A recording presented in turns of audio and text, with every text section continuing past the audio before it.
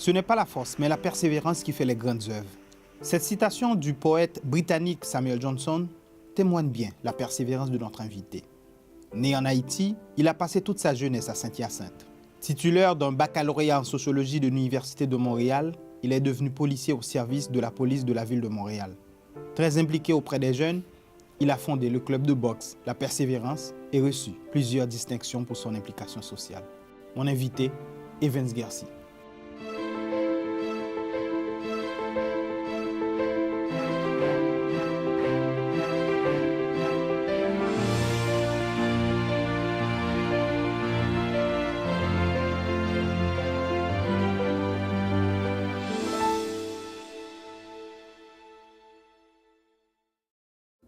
Merci d'avoir accepté notre invitation. Où sommes-nous en ce moment? Présentement, nous sommes au centre sportif Centre-Sud, donc un centre sportif communautaire. Alors, c'est là que se déroule l'entrevue. Que représentent les lieux sportifs pour vous?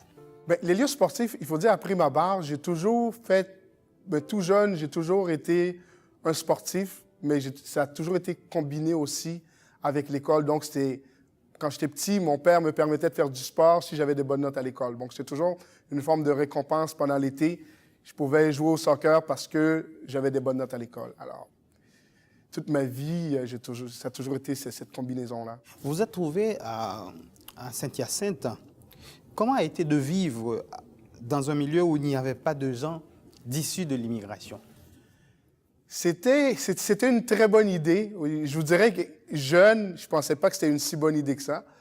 Mais maintenant, adulte, je trouve que c'était la philosophie de mon père. Mon père avait cette philosophie-là en se disant que on est venu au Québec et la meilleure façon de s'intégrer pour lui n'était pas de vivre à Montréal, mais bien de vivre à l'extérieur de Montréal.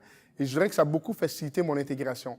Donc, pas nécessairement, tu sais, j'ai quitté Haïti, pas nécessairement pour vivre comme je vivais en Haïti, mais mieux s'intégrer au Québec avec la population québécoise. Donc, Saint-Hyacinthe a été bénéfique pour moi. Dans votre jeunesse, est-ce que le sport prenait une place importante dans votre vie? Je pense que oui. Tu sais, je ne viens pas d'une famille riche. Et donc, mon sport favori, c'était le football. Bon, au Québec, on appelle ça le soccer. Je jouais au football pour la simple et unique bonne raison. Ça ne coûtait pas très cher. Donc, ça prenait juste un ballon.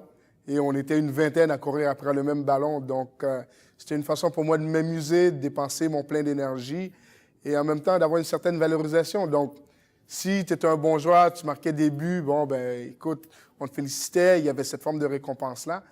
Mais je vous dirais encore plus, je savais que si je réussissais à l'école, ben j'aurais pas nécessairement à avoir des cours d'été non plus, parce que la réussite scolaire, c'était important aussi au niveau familial. Donc, vous avez combiné les deux, comme vous avez dit récemment, Oui, en fait. oui, toujours.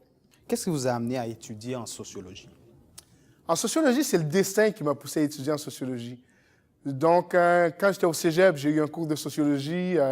J'ai adoré l'enseignant, mais aussi cette façon, pour moi, c'était nouveau. Je ne connaissais pas vraiment la sociologie. J'ai découvert ça au cégep. Et moi qui s'en allais en enseignement, mais j'ai décidé d'orienter mes études vraiment en sociologie, qui me permettait, je voulais vraiment comprendre la société, l'évolution de la société, essayer de comprendre aussi les phénomènes sociaux, donc beaucoup plus en profondeur. Alors, c'est pour ça que j'étais en sociologie. En quoi ces études vous ont-ils utiles dans votre travail de policier? Dans mon travail de policier, je vous dirais que je ne vais pas banaliser mon travail, okay? Parce que le travail de policier, aujourd'hui, il est très complexe, beaucoup plus complexe que les simples études que nous faisons en technique policière ou l'École nationale de police, où ce que la base, c'est beaucoup plus le code criminel, le code de sécurité routière, connaître le code civil, des choses beaucoup plus concrètes. Mais je vous dirais que la sociologie m'a apporté cette vision, une vision beaucoup plus globale et d'essayer de comprendre qu'est-ce qui pousse certains individus à commettre certains gestes ou à poser certaines actions. Et là-dessus, d'essayer de comprendre l'être humain avant tout par rapport au crime qui peut avoir été commis. Mais qu'est-ce qui vous a poussé à faire le saut vers une carrière dans la police, lorsque vous avez un baccalauréat, un bac en sociologie? Oui, j'ai le bac en socio, j'ai étudié aussi en gestion. J'ai travaillé dans un pénitencier. Au début, je faisais la simple sécurité, ce qu'on appelle un agent correctionnel. Après ça, j'ai été un agent correctionnel de niveau 2 où ce que j'avais un caseload qu'on appelle, où ce que des détenus je faisais partie d'une équipe de gestion de cas.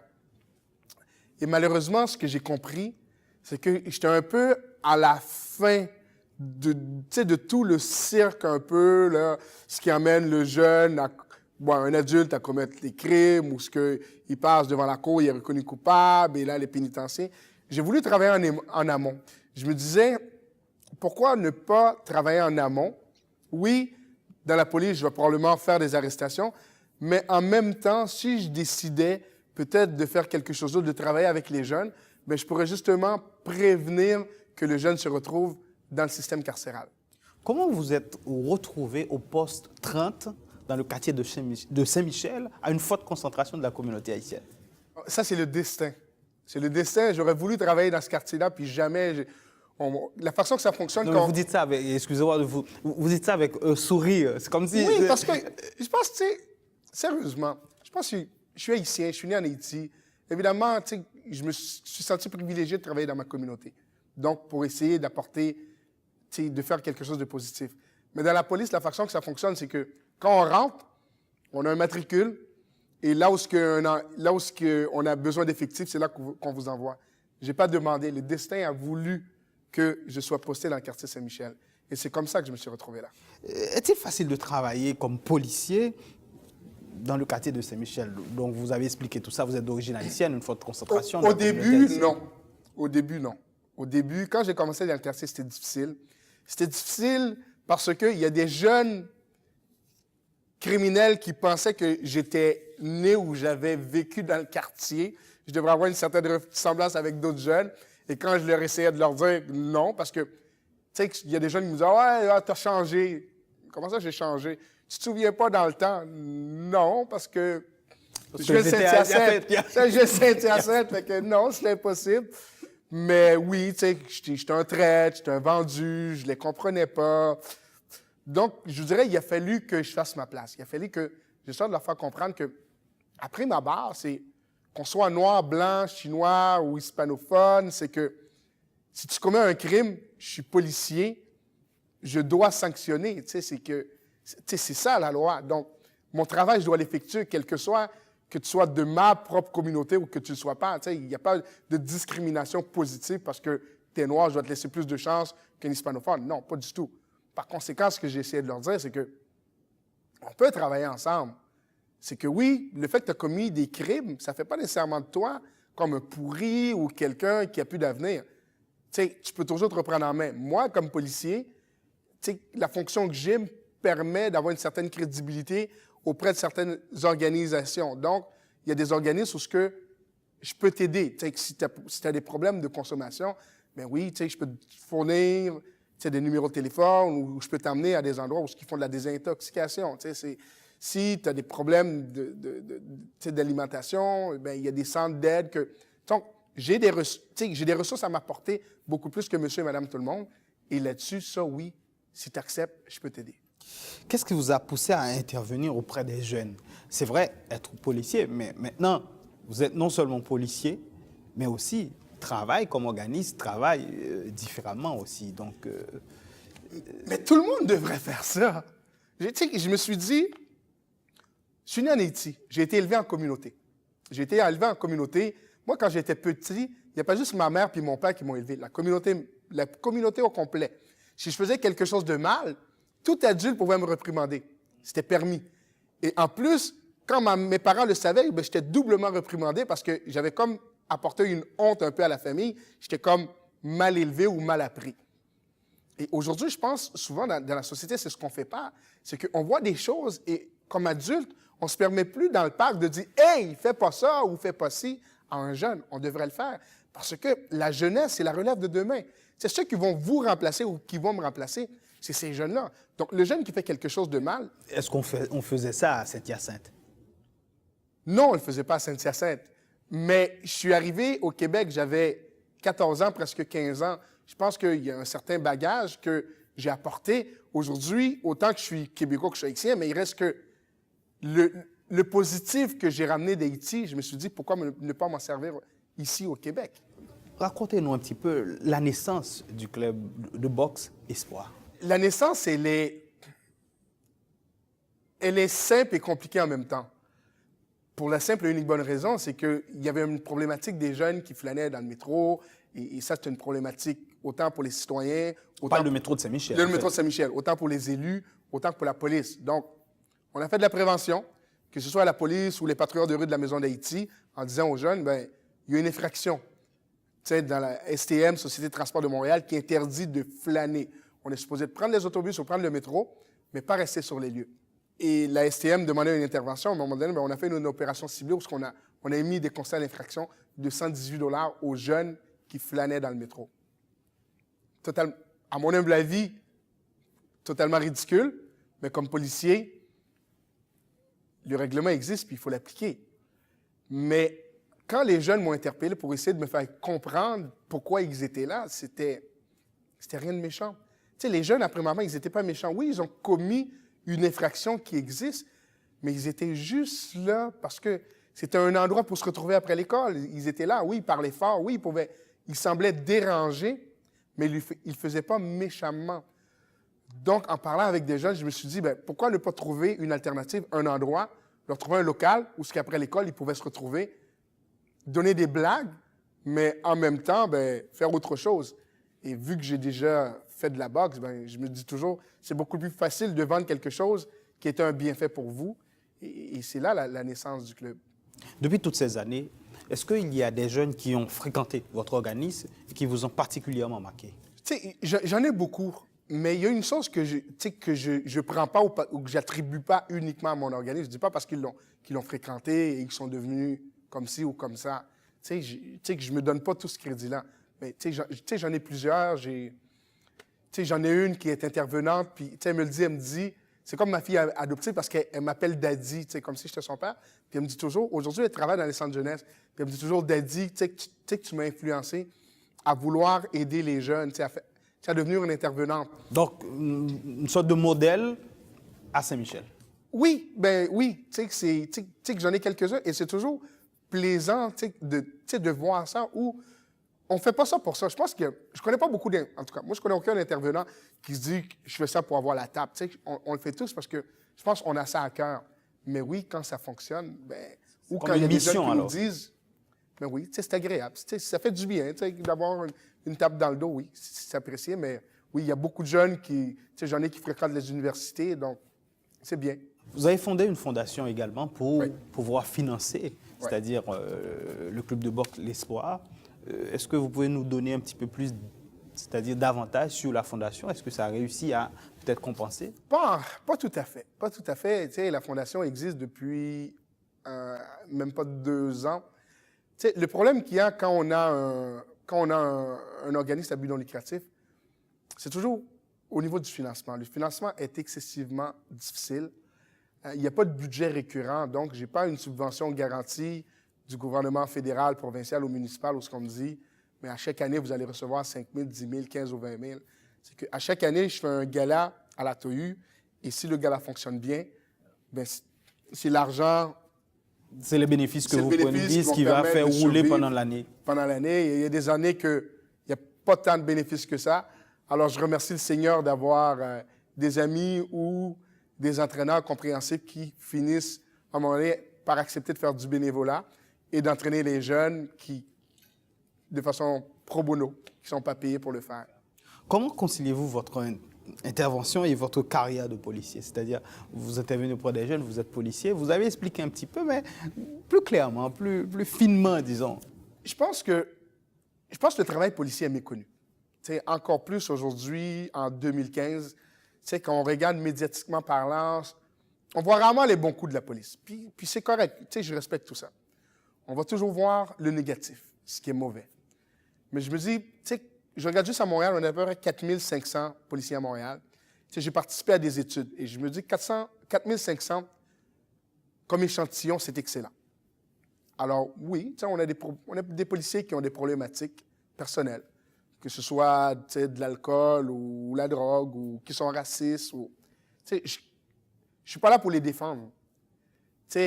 Mais je me dis, notre travail est tellement méconnu que souvent les jeunes, je pense que si on établit le lien positif, on essaie de faire comprendre aux jeunes qu'on n'est pas contre eux. Tu sais, comme policier, là, on n'est pas contre eux. Au contraire, on est là, puis ceux qui vont mal, on peut les encadrer afin qu'ils réussissent mieux. Si on est capable de faire ce travail-là avec la jeunesse, je pense que c'est comme ça qu'on va finir par changer les mentalités.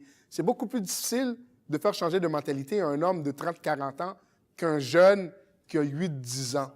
Et c'est pour ça que j'aime travailler avec les jeunes. Parce qu'avec les jeunes, on peut voir évoluer le jeune, on peut l'influencer encore de façon positive. Et c'est pour ça que j'aime travailler avec les jeunes. On vous a nommé en septembre 2013 personnalité de la semaine en Presse Radio-Canada. Que représente cette récompense pour vous? Vous savez, j'en ai eu des récompenses, puis comme celle-là, on ne demande pas, on demande pas des récompenses. Les gens pensent qu'on le mérite et nous mettent en nomination. Quand le journaliste de la presse m'avait appelé pour le pré-entrevue, j'essayais de comprendre pourquoi, parce que je ne savais pas qu'on m'avait mis en nomination. Alors, quand on m'a appelé, évidemment, c'est gratifiant. C'est clair que je n'ai jamais travaillé dans cette optique-là, mais en même temps, je me dis d'avoir une certaine reconnaissance bien au-delà de l'individu que je suis, mais je pense que c'est un message qu'on envoie à l'ensemble des intervenants communautaires. Je pense que c'est un message qu'on envoie à ceux de demain pour leur dire que votre travail, vous ne le faites pas pour ça, mais il reste quand même un jour ou l'autre, il se peut que la société reconnaisse votre apport et vous félicite. Donc, je l'ai apprécié. Compte tenu de votre parcours professionnel, est-ce que votre intégration, c'est-à-dire dans la société québécoise, a été difficile? Non, elle n'a pas été difficile. Elle n'a pas été difficile et à tous les jours, je remercie encore mon père, même si mon père est décédé. D'avoir fait le choix de Saint-Hyacinthe. Oui. Qu'est-ce qu'il y a de particulier de Saint-Hyacinthe par rapport à un jeune? Parce que quand je suis arrivé à Montréal, en 86, avant d'aller à Saint-Hyacinthe, j'habitais presque 2 ans à Montréal. Mon intégration a commencé à Montréal. Et quand ça a commencé à Montréal, la première année, ça s'est bien passé. La deuxième année, je prenais une mauvaise tangente, mauvaise fréquentation. Donc, c'était le début de phénomène gang de rue. Je me suis battu à l'école. On m'a expulsé de l'école secondaire Van Horn. Je me suis ramassé dans une autre école. Et mon père m'a ramené à Saint-Hyacinthe. Mon père habitait à Saint-Hyacinthe et j'étais en pension à Montréal. Et là, mon père, on s'était assis et mon père m'a expliqué que si on est au Québec, c'est parce que le Québec, à l'époque, offrait quelque chose de mieux qu'Haïti. Donc, c'était le départ moi, je suis arrivé après le départ de Duvalier, il y avait le chaos. Et mon père m'a dit, c'est pour ça qu'on est venu ici. On est venu pour quelque chose de mieux. Et ce qu'il espérait de moi, c'était de m'intégrer à la société d'accueil.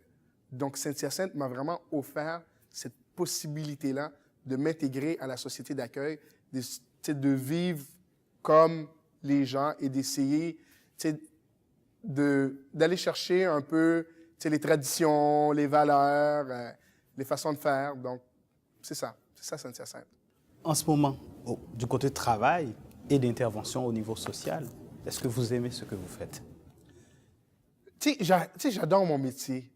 J'adore mon métier, même s'il est difficile. Il est difficile à plusieurs niveaux. Vous savez, on voit des choses que peu de gens voient dans la vie. On côtoie la misère humaine, on côtoie la détresse. La violence extrême aussi. Et à tous les jours, quand je mets mon uniforme, il y a un risque. Il y a toujours un risque. Et ça, je pense souvent, les gens ne le voient pas.